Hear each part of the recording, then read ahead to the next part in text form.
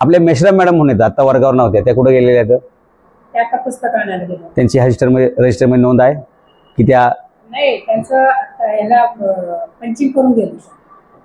Punching करून गेल्यात, परंतु इथे तुमची जी काही हालचाल रजिस्टर असते, फिरस्ती नोंद असते, त्याच्यामध्ये ही नोंद असायला पाहिजे की मेश्राम मॅडम हे पुस्तक आधी गेले. नाही वेळेच्या त्या गेल्या आणि मी नाही, माझं काय म्हणणं आहे, मी ज्यावेळी वर्गावर गेलो ना, जेव्हा शाळेची वेळ असते ना, त्यावेळेस शाळेच्या म्हणजे या वेळामध्ये त्या हालचाल करून जातात. मग आता त्यांचं हालचाल रजिस्टर मध्ये नोंद आहे का की मॅडम ते पुस्तक आणायलाच गेलेले आहेत? नाही, त्या ह्याला करून गेले, पंचिंग करून गेले. नाही, पंचिंग म्हणजे त्या आल्या याचा पुरावा झाला, परंतु त्या आता ज्या ठिकाणी गेल्यात पुस्तक आणायला ते शासकीय कामानिमित्त गेल्यात, याची तर नोंद आहे का आपल्याकडे एखादी की या कामासाठी त्या गेल्यात, एवढ्या वाजता गेल्यात, एवढ्या वाजता येणार आहे? काय फोन आहे माझा. नाही, मला तोंडी काय नको मॅडम, आपण पगार कशावर घेतो? कागदावर घेतो. त्याचा असतो. परंतु त्यांना जी वेळ आम्हाला सांगितलेली होती 11 ते 1 च्या दरम्यान या, त्या आल्या आणि मग त्या आल्यानंतर पंचिंग करून त्या गेल्या. कुणी सांगितलं होतं 1 वाजता या तिथे पुस्तकं घ्यायला? 1 वाजेपर्यंत या असं कुणी सांगितले का? 11 ते 1 च्या दरम्यान तुम्ही या असं सांगितलं. परिपत्रक आहे ना? मग ठीक आहे, परिपत्रक असू शकतं, पण त्या ठिकाणी जाण्यासाठी ते एंट्री करून जायला पाहिजे ना. नाही तर शासकीय कर्मचाऱ्यांचं कसं झालंय मॅडम माहिती का, 2 पंच 1 लंच विषय संच, तसं नको व्हायला. कारण मुलं ते शिक्षणासाठी आले, तिथे तुम्ही शिपाई पाठवायला पाहिजे. हालचाल रजिस्टर बघा तुम्ही. ठीक आहे ना, पण त्या हालचाल रजिस्टर मध्ये आज मेश्राम मॅडमची एंट्री आहे का? एवढंच मला दाखवा. मला कालचं काही इंटरेस्ट नाही, भविष्यातला काही इंटरेस्ट नाही. आज मी ज्यावेळी शाळेच्या म्हणजे कसं वेळेच्या आधी गेलं ना, त्या वेळेच्या अगोदर जाऊ नंतर जाऊ, जर त्या शासकीय वेळेत गेलेले आहेत तर त्यांची हालचाल रजिस्टर मध्ये नोंद असणं मॅडम गरजेचं आहे, असा कायदा आहे, असं माझं म्हणणं आहे. तर तुम्ही रजिस्टर असेल तर मला दाखवा ना, की तुम्ही म्हणताय ना कालपर्यंतचे नोटिंग आहेत, तर ते मला हालचाल रजिस्टर दाखवा की कोण शिक्षक कधी किती वाजता कुठे जातात. कारण बऱ्याचदा पालिकेच्या शाळेवरती शिक्षकच उपलब्ध नसतात. आता मी 1-2 वर्ग बघितले, काही वर्ग क्लब केलेले आहेत वगैरे, हे सगळं आहे. नाही, आज मानधन शिक्षकांचे आहेत ना, 2 शिक्षकांना त्यांचं वय केले, त्यांनी ब्रेक मिळालेला आहे त्यांना, मानधन शिक्षकांना. आणि त्यांना आजपासून सांगितलं की तुम्ही येऊ नका म्हणजे त्यांचा ब्रेक संपलेला आहे, पुढच्या सोमवारपासून यायला सांगितलेलं आहे. पण तरी पण एक मानधन शिक्षकांना मी रिक्वेस्ट केली की सर तुम्ही या, शाळेमध्ये खूप गरज आहे. ते पण मग पुस्तक आणायला गेले. आणि एक आमचे जे सफाई कामगार आहे, मानधनचे वॉचमन आहेत, वॉचमन नाही शिपाई, तर त्यांना सुद्धा मी पाठवलं मदतीला. म्हणजे ते 2 आणि मेश्राम मॅडम म्हणजे कसं त्यांना 3 माणसं पुस्तक आणायला गेलेली आहेत, बरोबर. प्रशासन तुम्हाला इथं आणून पुस्तक डिलिव्हर करू शकत नाही. एका जागी ते आणतात. कॉर्पोरेशनची एक शाळा आहे वल्लभनगरची, त्या शाळेमध्ये सगळ्यांची पुस्तकं तिथं. वल्लभनगरच्या कोणत्या शाळेत गेलेली? माध्यमिक शाळेमध्ये. कुठे आहे ती शाळा? वल्लभनगरला. वल्लभनगर एसटीस्थानचं घर. बरं, संत तुकाराम नगरची म्हणताय का खरावडी? संत तुकाराम नगर.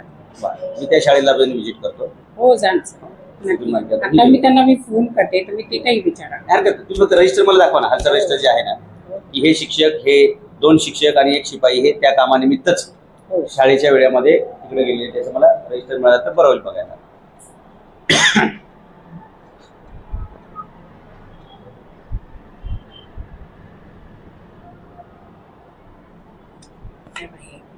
इंग्लिश प्रॅक्टिस नाही, मला त्याच्यात इंटरेस्ट नाही मॅडम. सरकारने तुम्हाला मेसेज काय पाठवले यात इंटरेस्ट नाही. आपल्याला विहित नमुन्यामध्ये काम करणं आवश्यक आहे. हालचाल रजिस्टर मध्ये याची नोंद आहे का?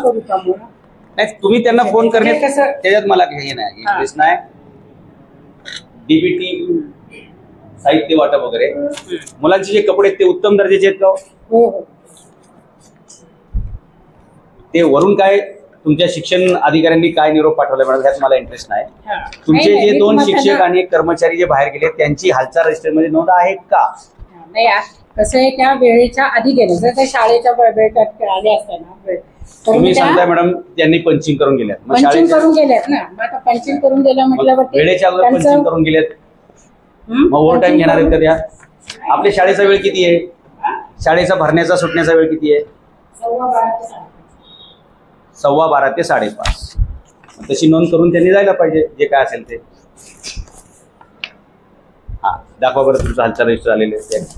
एक मित्रांनो, तुम्ही कोणत्याही शासकीय संस्थेमध्ये गेले, अगदी मंत्रालयापासून ते तलाठी ऑफिस पर्यंत, शाळापासून ते कॉलेज पर्यंत, तुमच्या दवाखान्यापर्यंत सगळ्या ठिकाणी हालचाल रजिस्टर ठेवणं हे कायद्यानं बंधनकारक आहे. शासकीय वेळेत एखादा कर्मचारी गैरहजेर असेल तर ते पकडण्याची सगळ्यात मोठी यंत्रणा म्हणजे हालचाल रजिस्टरवर नोंद पकडणे. असं तुम्ही कधी 10 ते 6 वेळेमध्ये एखाद्या सरकारी कार्यालयात जाऊ शकता आणि विनम्र पद्धतीनं नम्रतेनं तुम्ही त्या रजिस्टरची मागणी करू शकता. रजिस्टर पाहायला मिळणं हा तुमचा अधिकार आहे. तर मित्रांनो, आता हे प्राचार्य मॅडमने मला हे हालचाल रजिस्टर दिलेले. मला वाटतं अनेक वर्षानंतर एखादा माणूस आला असेल तुम्हाला विचारायला की हालचाल रजिस्टर दाखवा, कारण विचारतच नाही, पण माहीतच नसते मित्रांनो. हे आहे हालचाल वही, ही कंपल्सरी असते सगळ्यांना. आता आपण याच्यामध्ये एंट्री बघूया, थोडं जवळून दाखवा. हे हालचाल रजिस्टरचं पहिलं पान आहे. याच्यामध्ये तुम्हाला कुठे तारीख वगैरे दिसते का? हे तारखेचे कॉलमवरचे कटच आहेत बरं काय, बघा या वहीमधून एक कट आहे. एक मिनिट, आता इथे बघा काही तारखा दिसत आहेत 2019 वगैरे आहेत. हॅलो, बोला सर. 25/2/2020. आपण डायरेक्ट शेवटीची येऊया, कारण एवढं सगळं तपासून बसायला आपल्याला वेळ नाही. तर आज आहे, आजची जी तारीख आहे 11 ऑगस्ट. 11 ऑगस्ट 6:08 शेवटची एंट्री आहे. प्रवीण वैद्य कुठेतरी बाहेर गेले आहेत. 3:30 बाहेर गेले, 3:25 बाहेर गेलेत. परत किती वाजता आले याचं काही नोंद नाहीये. काय कामासाठी गेले हे इथं लिहायला लागतं पाठ्यपुस्तकांमध्ये. इथं शालेय पोषण आहारासाठी गेलेत, परत किती आले माहीत नाही. का शालेय पोषण आहार घेऊन ते घरीच गेले हे कोणाला नोंद माहीत नाही. हे 6 तारीख आणि 8 तारखेच्या एंट्री आहेत. 11 तारखेची, आज 11 ऑगस्ट आहे, 11 तारखेची एंट्री याच्यामध्ये नाहीये. म्हणून सब कळलं आम्हाला, काय प्रॉब्लेम नाही. वर इथे हे कॉलम्स असतात, दिनांक, जाण्याची वेळ, ठिकाण, शिक्षक स्वाक्षरी, कामाचे स्वरूप आणि काम प्रक्रिया शिक्षकाची स्वाक्षरी, बरोबर ना, असं काहीतरी ना. आणि परत येण्याची वेळ आणि आणखी कोणाची तुमची म्हणजे वरिष्ठ पर्यवेक्षकाची सही वगैरे लागत असेल, असं सगळं हे कॉलम असते. आज जे 2 शिक्षक बाहेर गेले त्यांची एंट्री तर नाहीये. 2 शिक्षक नाही सर, एकच आहे. मानधनचे आहेत, त्यांचा ब्रेकच मिळालाय, ते सहकार्य म्हणून काम करतात. बरं मॅडम, तुमच्या माहितीप्रमाणे समजा फक्त मेश्राम मॅडम गेलेले आहेत, तर त्यांची सुद्धा एंट्री याच्यात नाही. एवढा मुद्दा आपल्यासाठी पुरेसा आहे. Okay madam, thank you. लवकरच आपल्या शाळेला बेंच मिळतील यासाठी आम्ही कारवाई करत आहोत. पुढच्या 3-4 दिवसात आपल्याला बेंच मिळून जातील. थँक्यू. जे 3 वर्षापासून बेंच मिळत नाही त्यांना 3 दिवसामध्ये आपण प्रशासनाला भाग पाडू आणि यांना बेंच मिळवून. धन्यवाद.